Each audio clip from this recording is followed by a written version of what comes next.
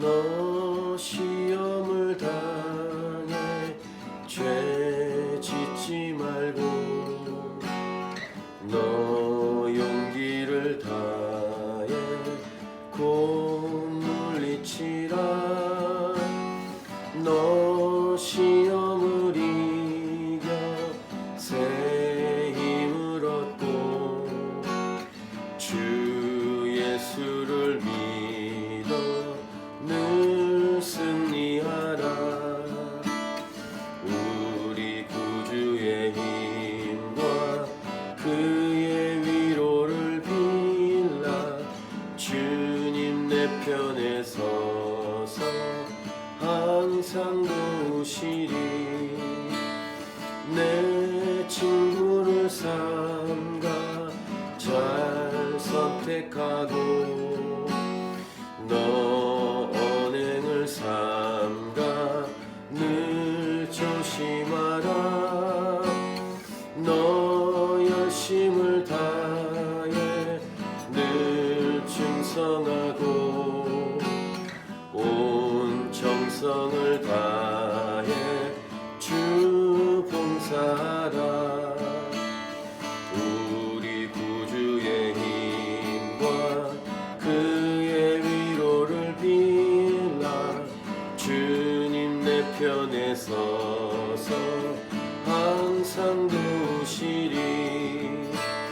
잘 이기는 자는 상 받으리니 너 낙심치 말고 늘 전진하라. 내 구세주 예수 힘 주시리니 주 예수를 믿어 늘 승리하라. 우리 구주의 힘과 그의 위로를 빌라. 주님 내 편에 서서 항상 도우시리.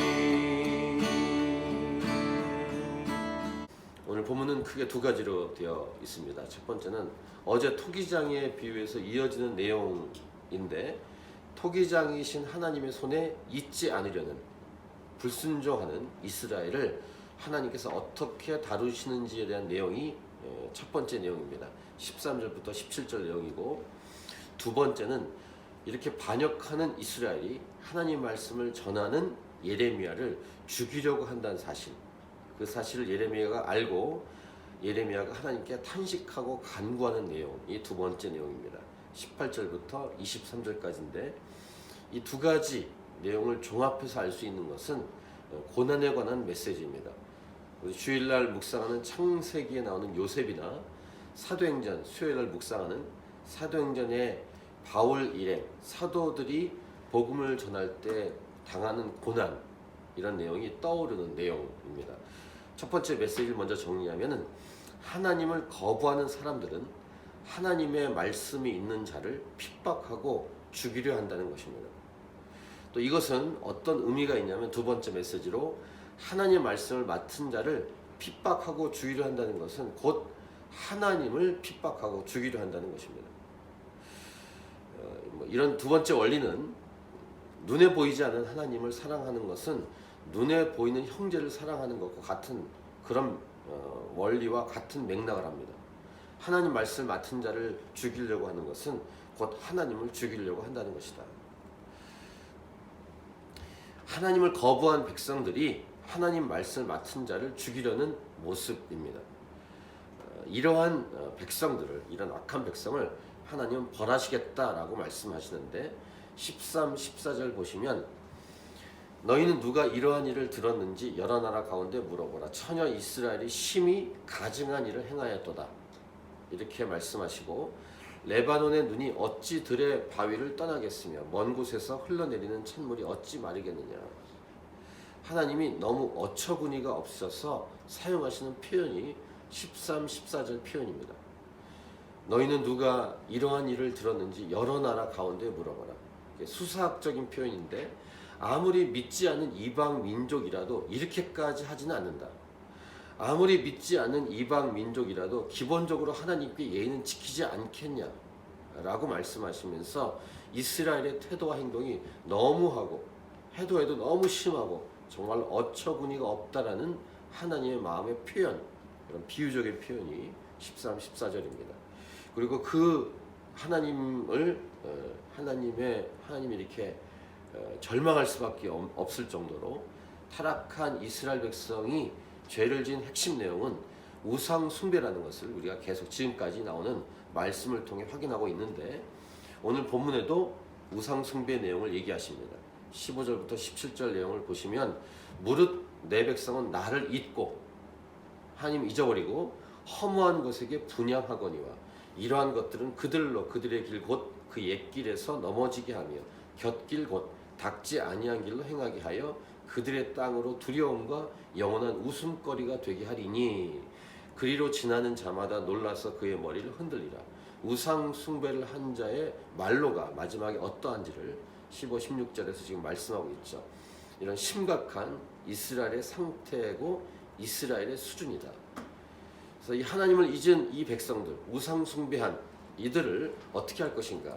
17절 보시면 내가 그들의 원수 앞에서 흩어버리겠다라고 말씀하시고 동풍으로 함같이 할 것이며 그들의 재난의 날에는 내가 그들에게 등을 보이고 얼굴을 보이지 아니하는다. 여기 보면은 등을 보이고 얼굴을 보이지 않는다. 하나님의 외면이라고 얘기할 수 있겠습니다. 하나님의 외면. 아예 안 보시겠다. 버리시겠다. 엄청난 심판인데 심판 중의 심판은 하나님의 외면이라고 할 수 있죠. 내버려 둔다는 것입니다. 이러한 이 메시지를, 이런 말씀을 통해 세 번째 알 수 있는 것은 하나님께서 이스라엘 때문에 받으신 충격과 아픔, 좀 더 나아가서 하나님의 받으신 상처라고 할 수 있을 것입니다. 이렇게 세 가지로 정리할 수 있는 이 첫 번째 이 부분과 이 두 번째는 예레미야의 탄식과 간구에 대한 내용입니다. 사람들이 예레미야를 죽이려고 했기 때문입니다. 18절 보시면 그들이 말하기를 오라 우리가 꾀를 내어 예레미야를 치자 이렇게 말하고, 제사장에게서 율법이 지혜로운 자에게서 책략이 선지자에게서 말씀이 끊어지지 아니할 것이니 오라 우리가 혀로 그를 치고 그의 어떤 말에도 주의하지 말자 하나이다 라고 사람들이 상의하고 말했다는 것입니다. 이것을 예레미야가 알고 지금 하나님께 간구하는 것입니다. 18절의 내용은 그런 얘기를 듣고 예레미야가 그대로 하나님께 아뢰고 있는 것입니다. 19절 여호와여 나를 돌아보사 나와 더불어 다투는 그들의 목소리를 들어 보옵소서. 하나님께 지금 간구하고 기도하는 것이죠. 어찌 악으로 선을 갚으리이까 마는 그들이 나의 생명을 해하려고 구덩이를 팠나이다. 내가 주의 분노를 그들에게서 돌이키려 하고 주의 앞에 서서 그들을 위하여 유익한 말을 한 것을 기억하옵소서. 지금 하나님께 다 이루고 있는 겁니다. 하나님 주신 말씀을 다 일일이 하나님 명령대로 순종했습니다. 내가 그들에게 유익한 말을 전했습니다. 이렇게 하나님께 간구하는 예레미야의 탄식과 기도입니다. 성경에 나오는 믿음의 사람들의 공통된 특징이 있는데,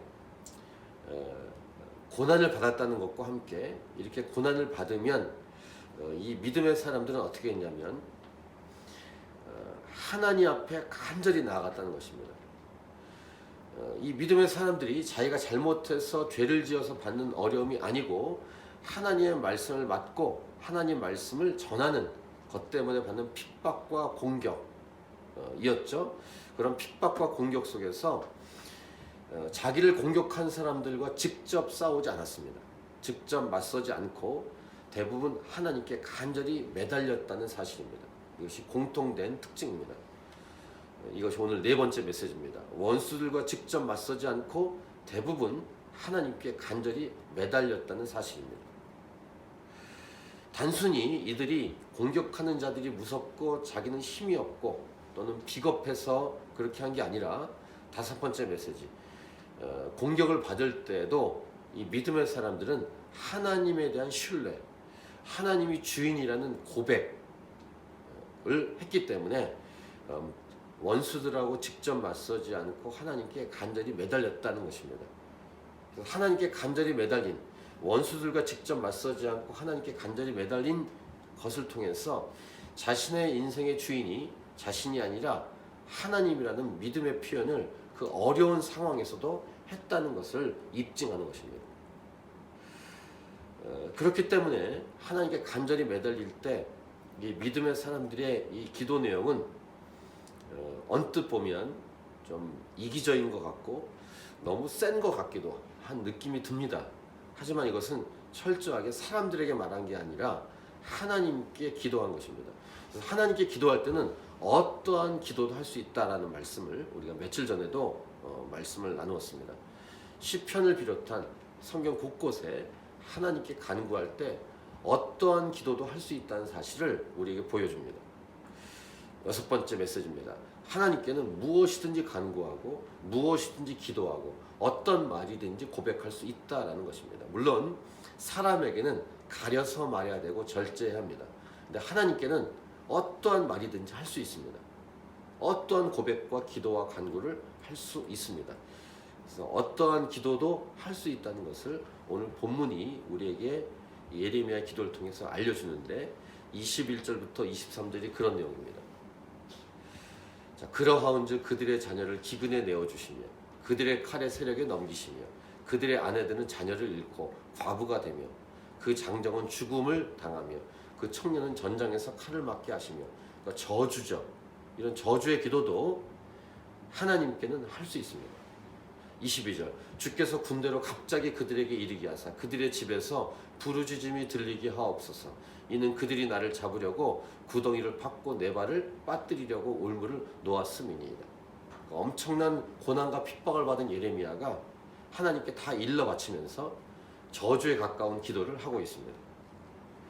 여호와여 그들이 나를 죽이려 하는 계략을 주께서 다 아시오니 그 악을 사하지 마옵시며 그들의 죄를 주의 목전에서 지우지 마시고 그들을 주 앞에 넘어지게 하시되 주께서 노하시는 때 이같이 그들에게 행하옵소서 하니라. 그러니까 사람 또 자기를 공격하는 그 사람들 원수들 그들에게 말한 게 아니라 그들의 공격과 핍박 때문에 하나님께 탄식하면서 이러한 저주에 가까운 기도를 하나님께 올려드리고 있는, 그래서 이러한 기도를 통해서 하나님께 어떠한 기도를 할 수 있다는 것과 함께 사람들을 직접 맞서지 않는다는 것과 그 다음 이것이 이러한 기도는 하나님을 얼만큼 신뢰하고 있는가 또 하나님과 얼만큼 친한가 이런 것을 보여주고 그 다음 하나님을 얼만큼 의지하고 있는가 라는 등등의 내용들을 우리가 알 수 있습니다. 지금 읽은 21절부터 23절의 이 기도를 통해서 예레미야가 하나님과의 관계가 얼만큼 가까웠을까 이런 사실을 알 수 있고 하나님의 말씀에 충성한 이 예레미야가 얼만큼 공격을 받았길래 이러한 기도를 할 수 있었을까, 그리고 자신의 인생의 주인이 하나님이라는 사실을 이러한 기도의 모습, 이러한 기도의 내용을 통해서 예레미야의 이 신앙 고백을 우리가 간접적으로 볼 수 있다는 것입니다.